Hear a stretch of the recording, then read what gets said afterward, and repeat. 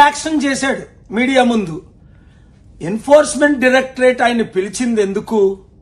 అరే బాబు, నువ్వు ఎంత డబ్బులు తీసుకొని ఈ బెట్టింగ్ యాప్లని, నువ్వు ఈ గేమింగ్ యాప్లని ఎండోర్స్ చేశావు, ఇన్ఫర్మేషన్ అంతా తీసుకున్నారు. తప్పైపోయిందని చెప్పకుండా బయటకొచ్చి సుప్రీంకోర్టే, ఆనరబుల్ సుప్రీంకోర్టు కూడా అనలా, సుప్రీంకోర్టే వీళ్ళకి లైసెన్సులు ఇచ్చిందట, ఇది గేమింగ్ యాప్లట, అన్ని లీగల్ అట, ఎండోర్స్మెంట్లు చేయొచ్చట. అసలు విజయ్ దేవరకొండ, నువ్వు చిన్న కుర్రోడివి, ఎన్ని కోట్ల మంది ఈ గేమింగ్ యాప్స్, బెట్టింగ్ యాప్స్ వాడుతున్నారో తెలుసా? అసలు ఈ యాప్లు డ్రీమ్11 అన్నావే, A23, ఇవి తెలంగాణలో, ఆంధ్రాలో, ఒడిశాలో, కర్ణాటకలో అనేక రాష్ట్రాల్లో బ్యాన్ అయిందని నీకు తెలుసా? అంటే నువ్వు ఈ యాప్ల్ని ఎండోర్స్ చేసావంటే చట్టవిరుద్ధంగా నిన్ను అరెస్ట్ చేయాలి ఈ గవర్నమెంట్లు. చేస్తారో లేదో తర్వాత.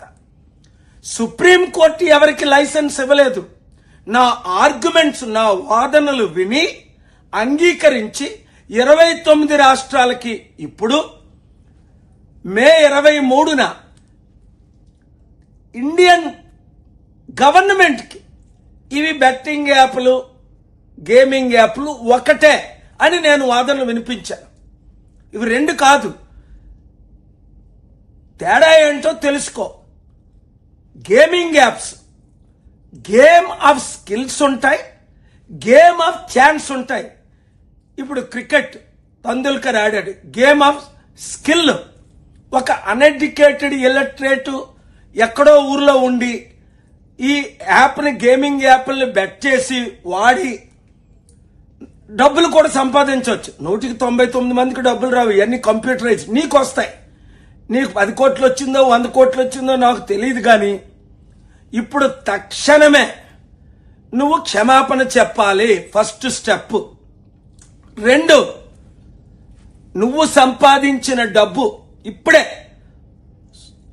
హైదరాబాద్లోనే 2 days బ్యాకే సురేష్ అనే వ్యక్తి కీర్తి అనే భార్యను వదిలేసి 6 సంవత్సరాల అమ్మాయిని విడిచిపెట్టి సూసైడ్ చేసుకున్నాడు.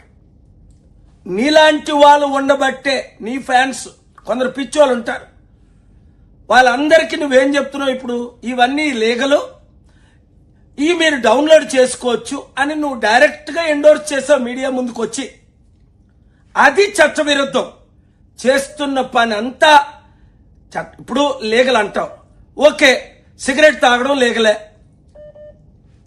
మద్యం సేవించడం లీగలే, మరి అయ్యేందుకు నువ్వు ఎండోర్స్ చేయట్లేదు? వాళ్ళకి ఇవ్వలేదా డబ్బులు ఎండోర్స్ చేయమని? అందుకా ఎండోర్స్ చేస్తావా?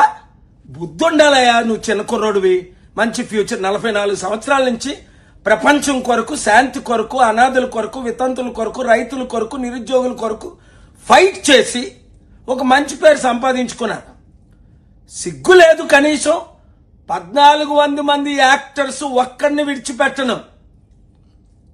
30 కోట్ల యువతీ యువకులకు నేను అండగా నిలబడతాను, వారి ప్రాణాలు కాపాడుతాను.